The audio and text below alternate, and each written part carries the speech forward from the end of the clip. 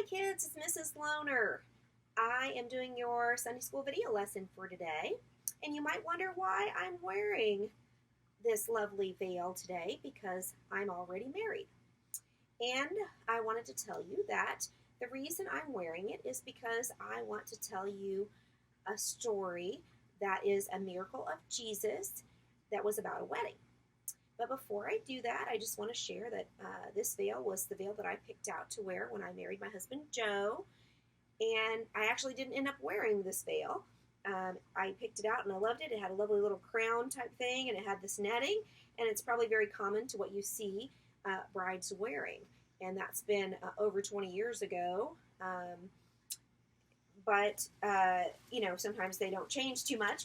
But I also wore this lovely wedding dress, and it's still in its dry cleaning bag after I got married, and it's hanging in my closet downstairs.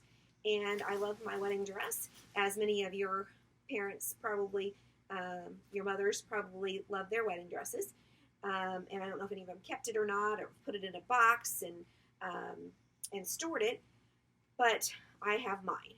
I'm sure my daughters won't want to wear it because they'll have their own style, but I still have it.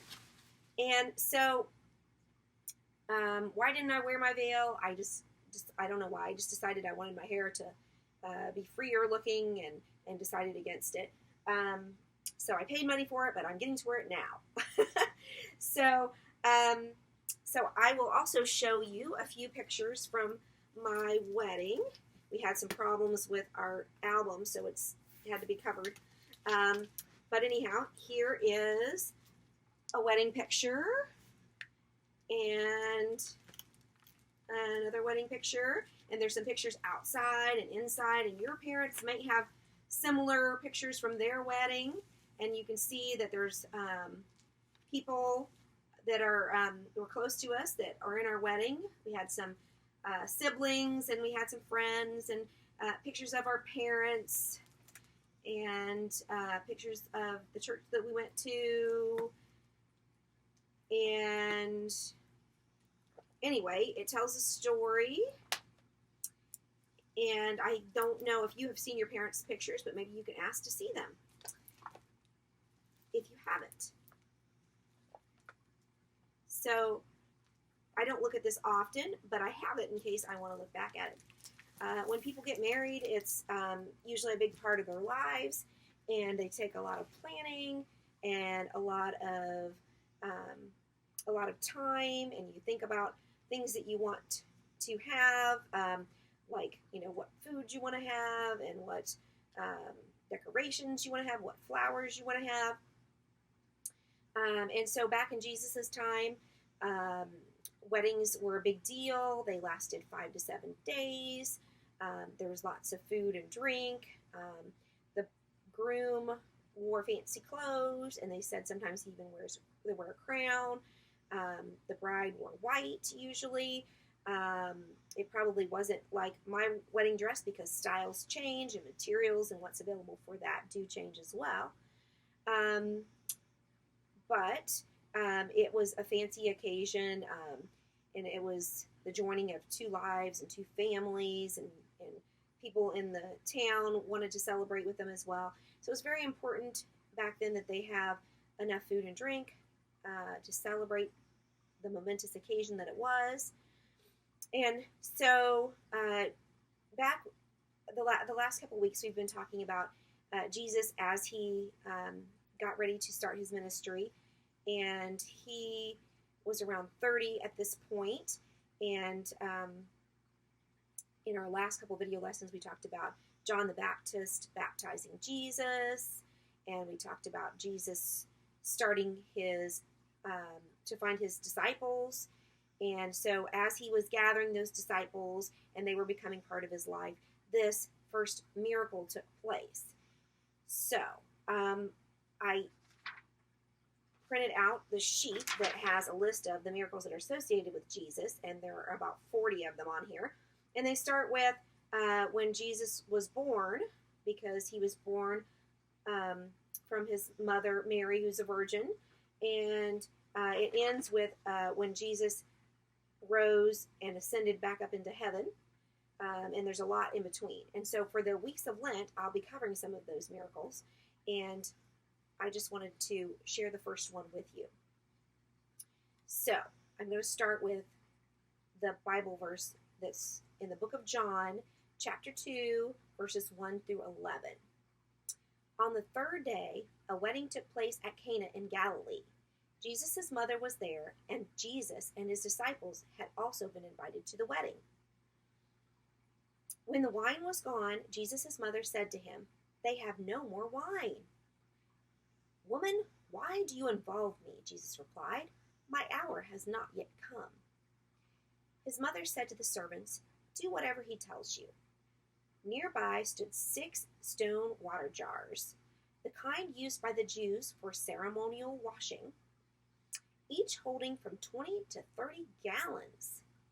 Jesus said to the servants, "Fill the jars with water," so they filled them to the brim. Then he told them, "Now draw some out and take it to the master of the banquet." They did so, and the master of the banquet tasted the water that had been turned into wine. He did not realize where it was that it had come from, though the servants who had drawn the water knew. Then he called the bridegroom aside, and he said, "Everyone brings out the choice wine first, and then the cheaper wine after the guests have had too much to drink. But you have saved the best till now." What Jesus did here in Cana of Galilee was the first of the signs through which he revealed his glory, and his disciples believed in him. So I wanted to discuss with you that the first part of that says on the third day. And that's a significant phrase because in the Bible, numbers repeat a lot. You'll hear 30, you'll hear 3, you'll hear 40, you'll hear 7 over and over again. So numbers repeat, and they're important. So in the Bible, if you look at other Bible stories, that phrase comes up. On Queen Esther's story, back when she was trying to save her people, it said, on the third day, Esther put on her royal robes and stood in the inner court of the palace in front of the king's hall. And that was after she had done some soul searching and decided she needed to act. Another famous one is on the third day, Jesus was raised from the dead. So that is a significant number in the Bible. So this was Jesus' first recognized miracle. And so Mary instigated that Jesus start his ministry in this way. And Jesus was a little hesitant because I think he was waiting for a different time. But Mary encouraged him to start and help out in this occasion. She did not want the bridegroom and the bride to be embarrassed that they did not have enough to drink at the time. And wine was served because it was probably safer then, and it was a common drink. So we know that wine is also significant in the story of Jesus because when it comes to his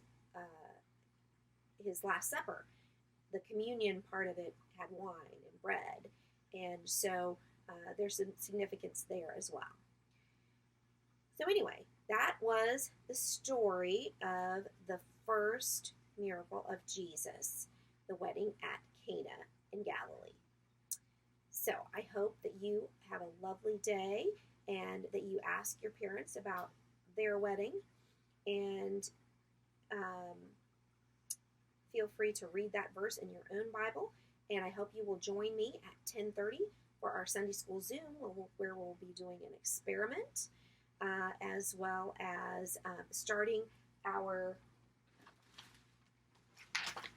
painting from our Lent in a Bag. So in your Lent in a Bag, I gave you guys some watercolor paints, and I gave you a coloring book called The Miracles of Jesus. So each week we're going to color at least 2 miracles of Jesus and talk about those. So I hope you will join me at 10:30. Send me an email at children@highlandmethodist.com if you want to get a Zoom link for that time. Thanks.